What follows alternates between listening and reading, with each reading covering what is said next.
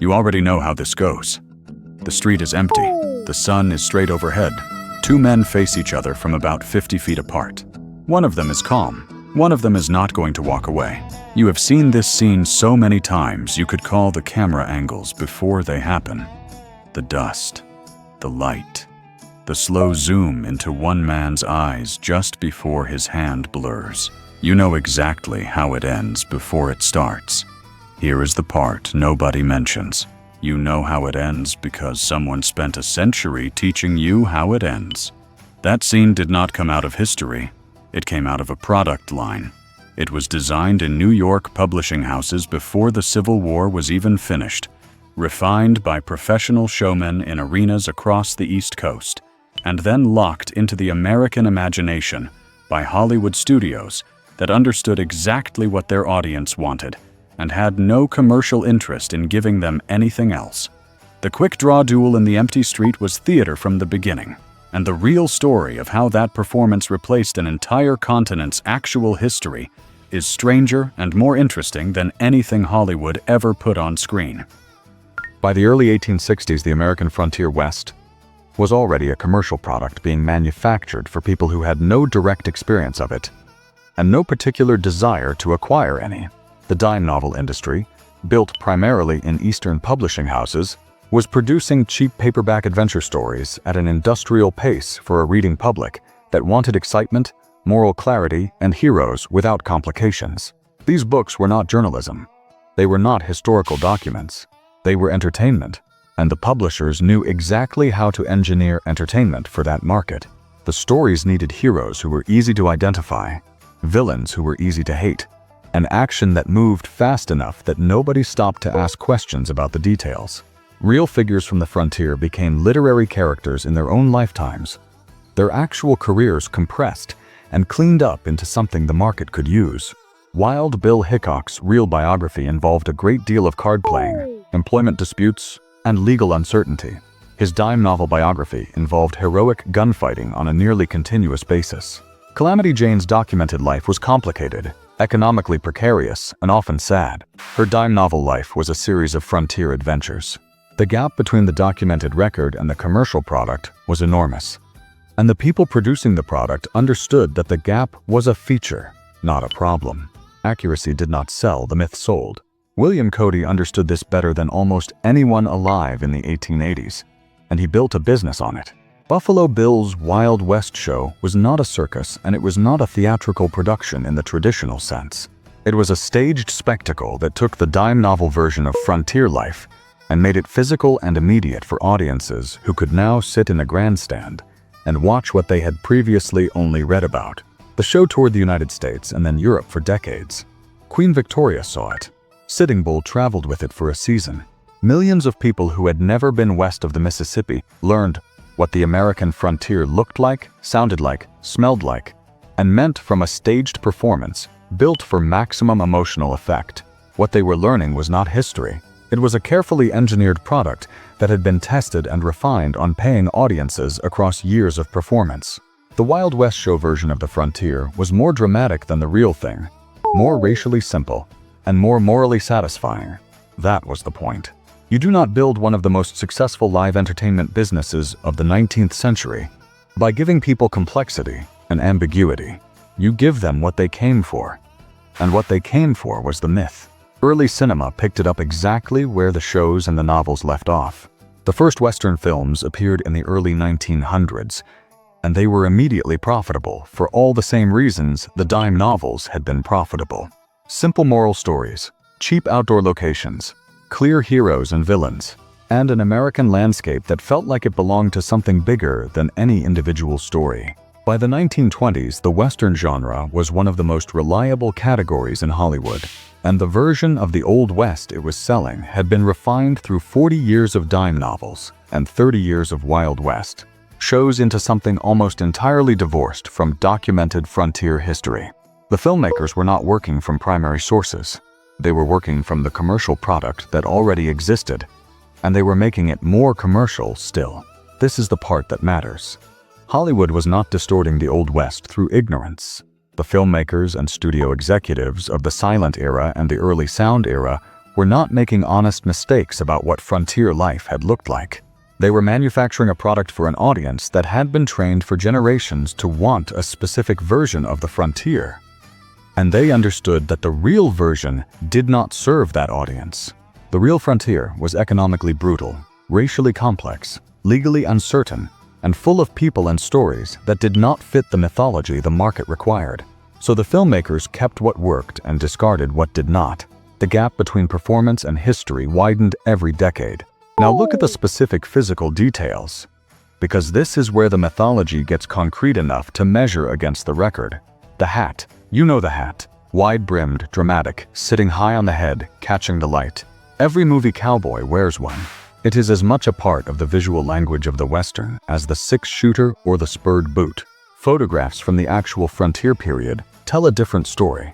Surviving images of working cowboys and ranch hands from the 1860s, 70s, and 80s show men wearing bowler hats, flat caps, and small-brimmed felt hats with nothing close to the dramatic profile of the Hollywood version.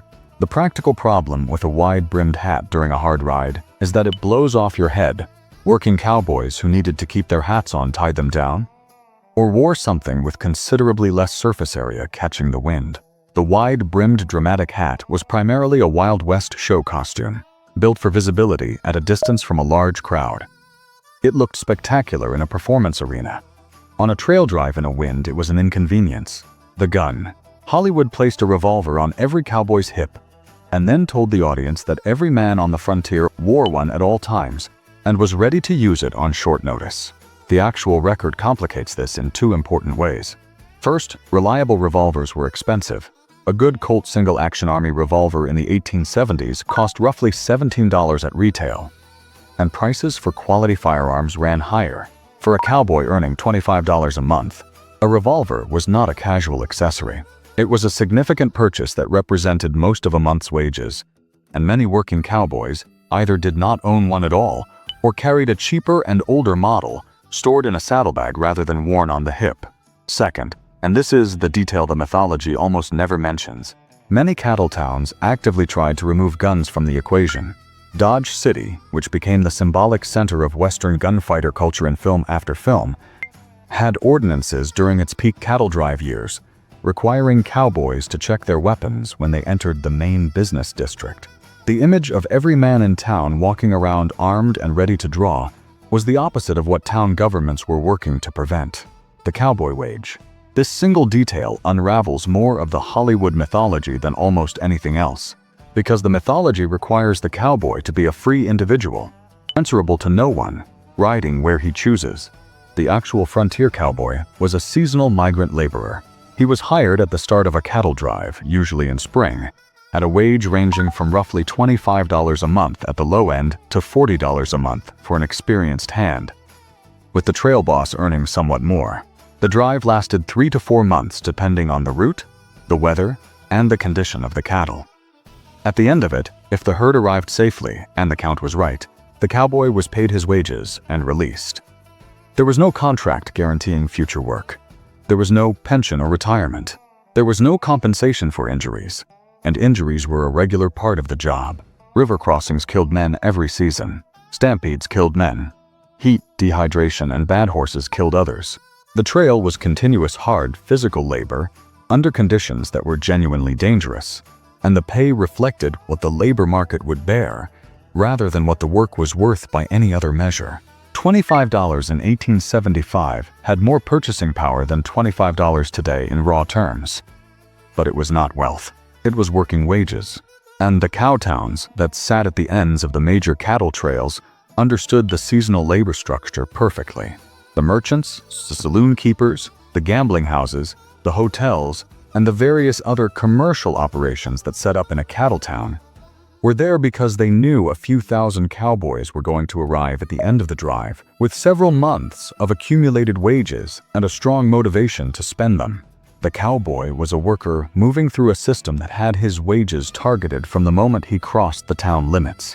The free rider of the mythology arrived in town and immediately entered a commercial environment specifically designed to extract his pay as efficiently as possible. That is not a romantic story, but it is an accurate one. Now the part of the real West that Hollywood put the most sustained and deliberate effort into erasing. Take any major Hollywood Western from the Sound era and count the faces. White cowboys, white sheriffs, white settlers, white outlaws, occasionally a native character positioned as a threat or an obstacle. The frontier as Hollywood constructed it was a white frontier, built for an audience that wanted a story about white American heroism on what the mythology needed to present as essentially empty and available land. That was not a coincidence. It was an editorial choice that was made consistently across decades and hundreds of productions because the market required it. The actual frontier was not that. By most serious historical estimates, roughly 1 in 3 cowboys working the major cattle drives of the 1860s through the 1880s was either black or Mexican. That is not a marginal footnote. That is a fundamental demographic fact about how the cattle industry actually functioned. After the Civil War, large numbers of formerly enslaved men moved into the cattle trade because it was one of the few industries on the frontier that hired black workers for skilled labor at wages that were at least roughly comparable to what white workers received for the same work. The conditions were the same brutal, dangerous, low-paid labor endured by everyone on a trail drive. But out on the open range, away from the social and legal structures of the post-war South, what mattered most was whether you could handle cattle and horses. And the record shows that black cowboys did that work in large numbers, and with the skill the job required. The vaquero tradition runs even deeper than the numbers suggest, because it reaches the roots of the industry itself. The word cowboy is partly a translation of vaquero. The core technologies of American ranching were not invented by Anglo settlers moving west. They were developed over centuries by Mexican and Spanish horsemen working cattle in the Americas, and they were transferred to American ranching through direct contact and instruction. The lasso was a vaquero tool.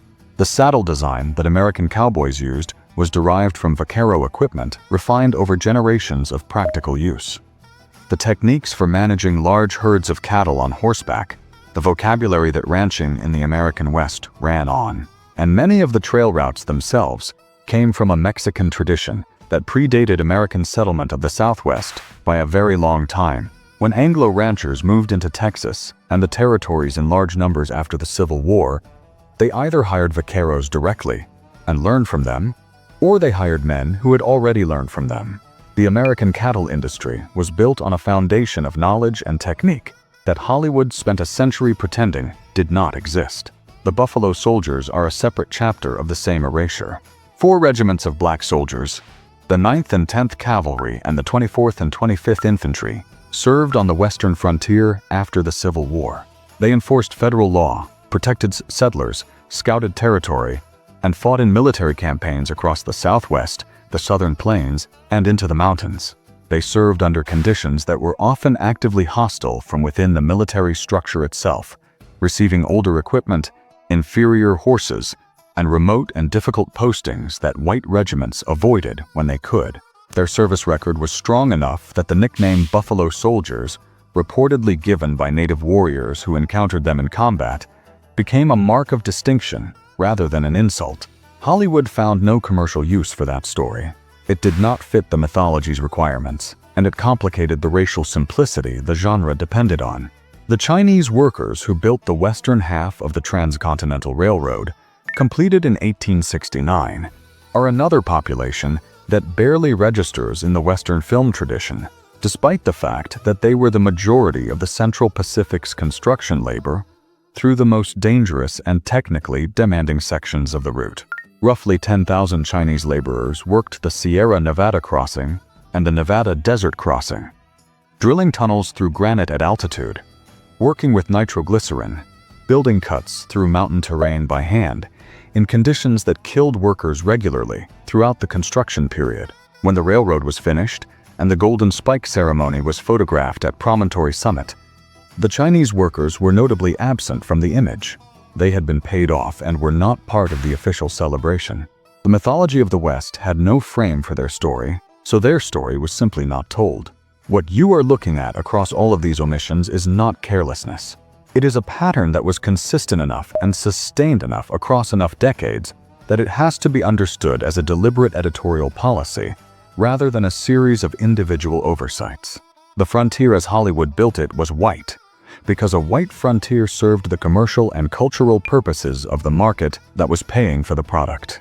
Every racial and ethnic group whose actual history complicated that narrative was either removed entirely, reduced to atmospheric background, or repositioned in the story as a problem for the white hero to resolve. The product was internally consistent because the market requirement was internally consistent, and the market was large enough and loyal enough that the product ran for most of a century without serious challenge from any major commercial source. Now look at what the mythology actually claims about violence, because this is where the gap between the product and the record becomes most measurable. The reputation of towns like Dodge City, Tombstone, Abilene, and Deadwood as places of casual and constant gun violence was built primarily through the dime novel tradition and then amplified and cemented by film. The popular version has armed men fighting in the streets on a near-daily basis, saloons functioning as permanent combat zones, and the frontier West existing in a condition of essentially continuous violent chaos. The historical records tell a different story at almost every specific point. The historian Robert Dykstra spent years doing detailed work on what the records actually show for the so-called Kansas cattle towns. What he found was that the combined total of homicides documented in Abilene, Ellsworth, Wichita, Dodge City, and Caldwell across the full span of their peak cattle trade, years from 1870 to 1885, was in the range of 45 deaths.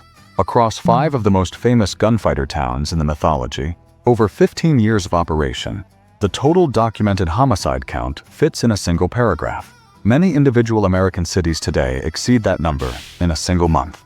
The raw violence statistics of the frontier towns that the mythology presents as the most dangerous places in American history do not support the reputation the mythology assigned them.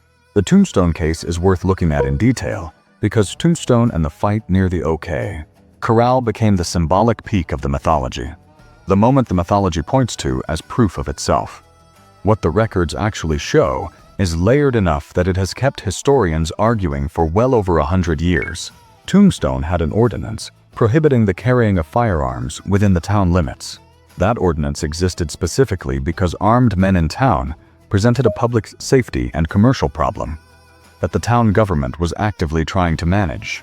The confrontation between the Earp faction and the Clanton and McAlaury faction on October 26, 1881, grew out of a dispute that was partly about who had the authority to enforce that ordinance, whether certain men had complied with it, and what the legal and personal consequences of that question were going to be.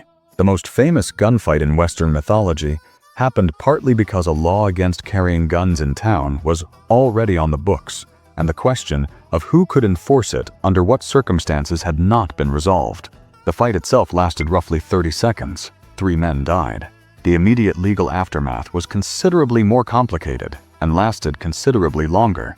The survivors faced a coroner's inquest, a preliminary hearing before a justice of the peace, and a broader legal and political dispute about whether the killings had been justified under law or constituted murder. The question was genuinely contested by people who had been present and had different understandings of what had occurred. It was not resolved cleanly in the documented record. The mythology needed a clean moral outcome, a clear verdict, a hero justified and an evil punished, and the historical record did not provide that in any simple form, so the mythology provided its own version. Wyatt Earp lived long enough to watch that process happen in real time, and he understood it more clearly than most people realized. Earp was born in 1848, and he lived until 1929. He was alive and active in Los Angeles in the years when the Western film industry was growing into one of Hollywood's most commercially reliable genres. His actual career had been genuinely complicated. He had worked as a lawman in several Kansas cattle towns and in Tombstone, but he had also been a gambler, a businessman, a boxing referee, a real estate speculator, and a participant in various frontier economic activities that did not fit the heroic narrative neatly. His role at the OK Corral had been contested in court at the time it happened, and remained a matter of legitimate historical debate in the record. The man and the mythology were not the same thing, and Earp was in a position to know exactly how wide the gap was. What he did with that knowledge was practical and revealing. Earp spent years working with the writer Stuart Lake on what became the book Wyatt Earp, Frontier Marshal. Published in 1931, 2 years after Earp's death, The book presented a version of Earp's career that was significantly more heroic, more consistent, and more dramatically satisfying than the historical record supported. Earp cooperated extensively with the project. He shaped the narrative. He understood that the commercially viable version of his life was worth more than the accurate version. And he made choices about what to confirm and what to let pass uncorrected with that understanding in mind. He was also known to be present on some Hollywood film sets during the 1920s.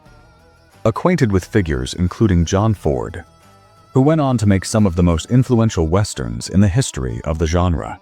The extent of Earp's influence on specific productions is difficult to document precisely, but the general direction of that influence is not hard to identify. Earp was not a victim of the Hollywood mythology. He was one of its active architects. He was a man who had lived through the real frontier period, who understood clearly that it had not been what the mythology required it to be, and who made a sustained and deliberate effort to help build the mythology anyway, because he grasped that the myth was more commercially valuable than the truth. That is the clearest single piece of evidence available that the Hollywood version of the Old West was a product rather than an accident. When the most famous figure in that mythology spent the last years of his life cooperating with the people building it, knowing it was a simplified fiction, the product and the people making it were operating with the same understanding of what they were doing. They were selling something. They knew they were selling something, and they were very good at it. Now step back to the street. The sun is still overhead. The town is still quiet. Two men are still facing each other across 50 feet of open ground, except the actual record is standing behind you, now giving a different account. The record gives you a frontier that was economically brutal and demographically complex in ways the mythology required it not to be. It gives you black cowboys who were skilled workers in an industry that represented one of the few available paths to something resembling economic stability in the years following the Civil War. Doing dangerous work in brutal conditions, and then being removed from the story the industry told about itself. It gives you Mexican vaqueros whose accumulated knowledge and technique built the entire infrastructure of American ranching, and who were similarly removed from the mythology their contributions made possible. It gives you Chinese laborers who built the physical spine of the Western economy, the railroad, and who were photographed out of the official celebration when the work was done. It gives you black soldiers riding patrol across territory the mythology was already claiming as a white conquest. It gives you cattle towns that had gun ordinances and tried to enforce them, where the real violence happened mostly in private disputes, in saloons, in back rooms, and was considerably rarer in the streets than the mythology requires. It gives you frontier lawmen who were political appointees operating in environments where commercial interests and legal authority were constantly in tension, who worked with limited resources, inconsistent backup, and no guarantee that the law they were enforcing today would be supported by the political structure that employed them tomorrow. It gives you outlaws who were not romantic free spirits but men with very practical operational problems. Horses to feed and replace, money to hide or spend without attracting attention, places to stay with people who would not talk, buyers for stolen goods who could move the merchandise without connecting it back, and a communications network that was getting faster every year as the telegraph expanded and the railroad shortened distances and passes had more tools to work with than they had had a decade earlier. The outlaw life was not free. It was a logistics problem with diminishing margins. None of that made it into the standard commercial product. All of it was documented. All of it was available to anyone who looked at the actual records, rather than the product that had been built from selected pieces of those records. The most uncomfortable thing about the Hollywood version of the Old West is not that it was inaccurate. Entertainment is routinely inaccurate, and most people understand that and make their peace with it. The uncomfortable thing is that the Hollywood version was inaccurate in a very specific direction, with remarkable consistency, across a very long period of time. It removed certain populations from the story. It simplified the economics. It resolved the legal ambiguities. It made the violence cleaner and the outcomes clearer. And it did all of this in a direction that served a specific cultural and commercial purpose. It built a frontier mythology that was white, heroic, and morally simple, because that version was what a specific market wanted to buy. Every editorial choice that built the mythology was oriented toward that market. Every population that complicated the narrative was removed or repositioned. Every historical ambiguity that slowed the story down was resolved in favor of drama. The product was engineered, and it was engineered well. It still runs. Every Western film draws on that same inventory of images. Every cowboy symbol in advertising. Every frontier metaphor in American political speech. Every child who knows what a 10-gallon hat looks like, without having ever seen a working cattle ranch, is drawing on a product that was built in the 1860s and refined continuously for the next 100 years. The quick draw duel in the empty street is still the image most people reach for when they think of the Old West. The man who first drew that image was not a cowboy. He was a publisher in New York in 1863, and he knew exactly who he was selling it to.